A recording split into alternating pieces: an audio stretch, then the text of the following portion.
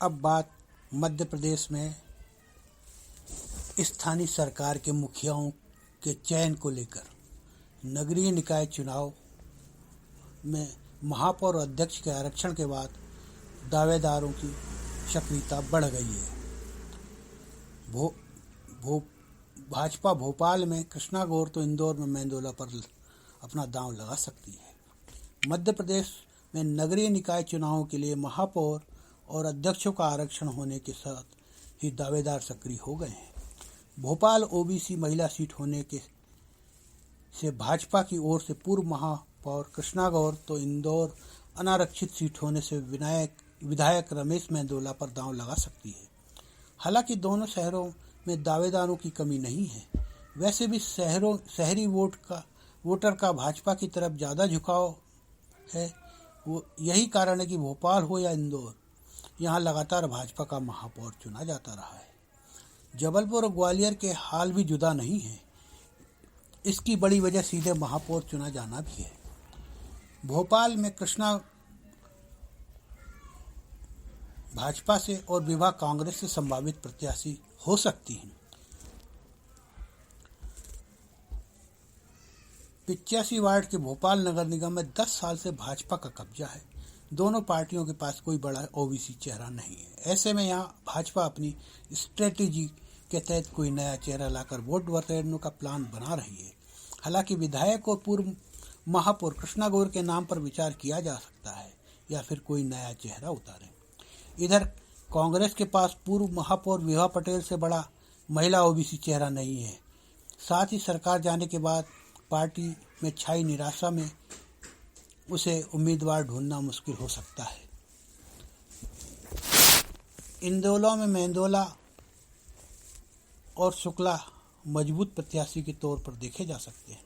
मालवा की सबसे बड़ी नगर निगम इंदौर में 20 साल से भाजपा का कब्जा है। यहाँ 85 वार्ड हैं। कांग्रेस के आखिरी महापौर 1985 में मधुकर वर्मा बने थे। 2000 के बाद भाजपा ने कभी पलट कर नहीं देखा। पिछली बार मालिनी गौड़ मेयर बनी। अब सीट अनारक्षित हो जाने से बड़े चेहरों को मौका मिलेगा। भाजपा के पास रमेश मेंदोला सबसे बड़ा चेहरा हो सकते हैं, क्योंकि वे लगातार बड़े अंतर से विधायक का चुनाव जीतते रहे हैं, लेकिन मंत्री नहीं बन पाए। सावेर उपचुनाव भी वे जिता लाए।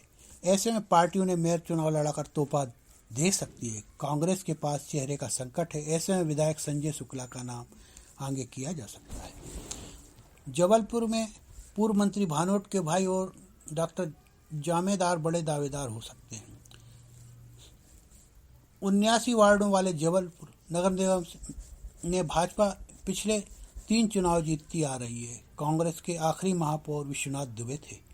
आरक्षण के बाद कांग्रेस की ओर से पूर्व वित्त मंत्री तरुण भानोट अपने भाई गौरव के लिए लॉबिंग कर सकते हैं। पूर्व पार्षद संजय राठौर, जगत बहादुर उर्फ अन्नू, नेता प्रतिपक्ष रहे राजेश सोनकर, कांग्रेस के नगराध्यक्ष दिनेश यादव दौड़ में आ गए हैं। भाजपा की तरफ से रेस में सबसे आगे डॉक्टर जितेंद्र जामदार हैं। वे मुख्यमंत्री की नर्मदा संकल्प यात्रा के प्रभारी रह चुके हैं। MIC के पूर्व सदस्य कमलेश अग्रवाल, श्रीराम शुक्ला भी दावेदार हैं। ग्वालियर में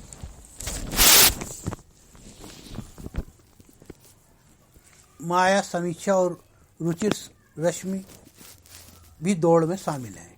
ग्वालियर सीट पर लगभग 5 दशकों से कांग्रेस महापौर नहीं बना पाई है। महापौर पद अनारक्षित होने से सिंधिया की ओर से पूर्व मंत्री माया सिंह पहली पसंद हो सकती हैं। हालांकि प्रभात झा और नरेंद्र सिंह तोमर की ओर से पूर्व महापौर समीक्षा गुप्ता का नाम आगे लाया जा सकता है। इसकी वजह है ग्वालियर की दक्षिण विधानसभा सीट। यहाँ से झा और तोमर अपने बेटे को विधायक का चुनाव लड़ाने की तैयारी कर रहे हैं। ऐसे में समीक्षा गुप्ता ही वह किरदार हैं जिन्होंने निर्दलीय चुनाव लड़कर तोमर के बेटों की राह का कांटा निकाल दिया। समीक्षा के यहाँ से निर्दलीय लड़ने से 15 साल से भाजपा विधायक रहे नारायण सिंह कुशवाहा हार गए थे।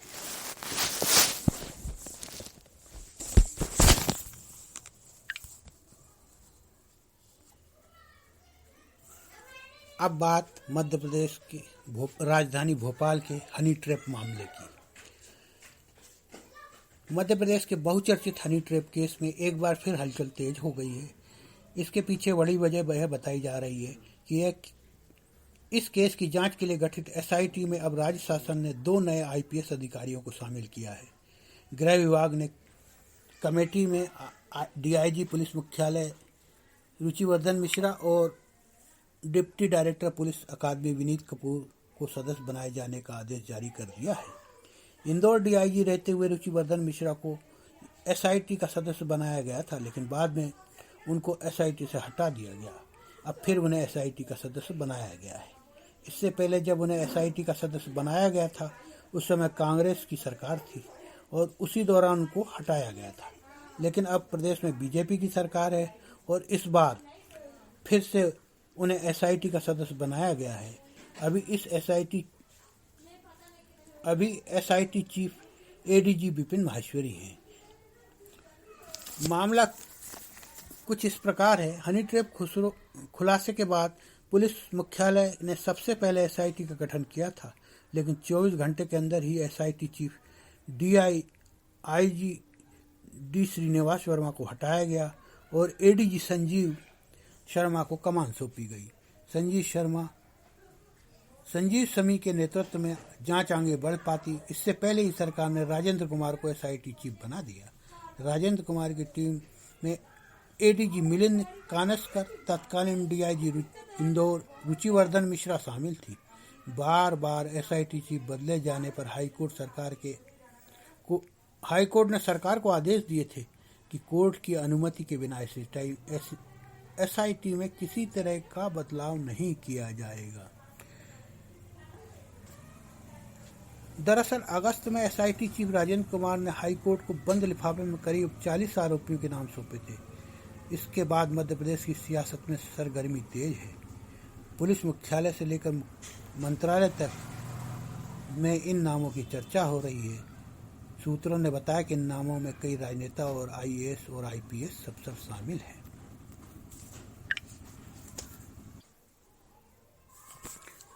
अब बात मौसम के मिजाज की। 15 दिसंबर के बाद पड़ सकती है कड़ाके की ठंड। वर्तमान में मध्य प्रदेश में कड़ाके की ठंड पड़ने के आसार नहीं हैं। इसकी वजह हवा का रुख भी उत्तरी नहीं होना है। पिछले कुछ दिनों से उत्तर भारत में रुक रुक कर बर्फबारी का दौर जारी है। वर्तमान में पाकिस्तान पर ट्रफ की शक्ल में सक्रिय पश्चिमी विक्षोभ के असर से उत्तर भारत के पहाड़ी इलाकों में जोरदार बरसात भी शुरू हो गई। मौसम विज्ञानियों के मुताबिक 15 दिसंबर के बाद मध्य प्रदेश में न्यूनतम तापमान में गिरावट का दौर शुरू हो सकता है। वरिष्ठ मौसम विज्ञानी अजय शुक्ला ने बताया कि वर्तमान में पाकिस्तान पर एक द्रोणिका लाइन बना हुआ है। इस सिस्टम को अरब सागर से लगातार नमी मिल रही है। इससे उत्तर भारत के पहाड़ी क्षेत्रों में अच्छी बरसात हो रही है। इस सिस्टम के उत्तर भारत में करीब पहुंचने पर बर्फबारी का दौर भी शुरू होने की संभावना है। शुक्ला के मुताबिक वर्तमान में उत्तर पश्चिम राजस्थान पर एक ऊपरी हवा का चक्रवात बना हुआ है। विदर्भ पर भी एक प्रति चक्रवात बना हुआ है। इन दो सिस्टम के कारण हवा का रुख बार बार बदल रहा है। इससे दिन और रात के तापमान में उतार चढ़ाव हो रहा है। जब तक हवा का रुख लगातार उत्तरी नहीं होगा, वर्तमान तापमान में गिरावट की उम्मीद नहीं। वर्तमान में सक्रिय पश्चिम विक्षोभ के उत्तर भारत से विदा होते ही 11 दिसंबर को एक अन्य पश्चिमी विक्षोभ से उत्तर भारत में दाखिल होने के आसार हैं। अधिक तीव्रता वाले सिस्टम के प्रभाव से राजस्थान पर एक प्रेरित चक्रवात भी बनेंगे। इससे हवाओं का रुख बदलेगा और नमी आने के कारण मध्य प्रदेश की राजधानी भोपाल सहित प्रदेश के कई स्थानों पे बादल छाने लगेंगे। 12-13 दिसंबर को कहीं कहीं बरसात भी हो सकती है।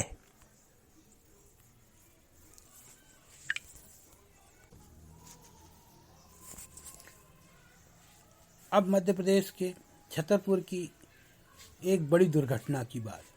छतरपुर में बारातियों से भरी कार कुएं में गिरी, 6 लोगों की मौत, 3 घायल हो गए। उत्तर प्रदेश के महुआ जिले में उस समय एक दर्दनाक हादसा हो गया जब बारातियों से भरी बोलेरो कार एक कुएं में जा गिरी।